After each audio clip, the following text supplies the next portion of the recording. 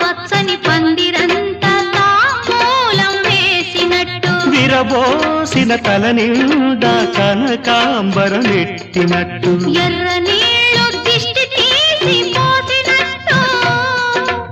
ఎర్ర నీళ్ళు దిష్టి తీసి పోసినట్టు కర్పూరం హారతి ఇచ్చినట్టు ఆకాశం ఎందుకో పచ్చబడ్డది ఆ నడుమ బొట్టేమో ఎర్రబడ్డది సాగే గువ్వల అలజడి రమ్మని పిలిచే పై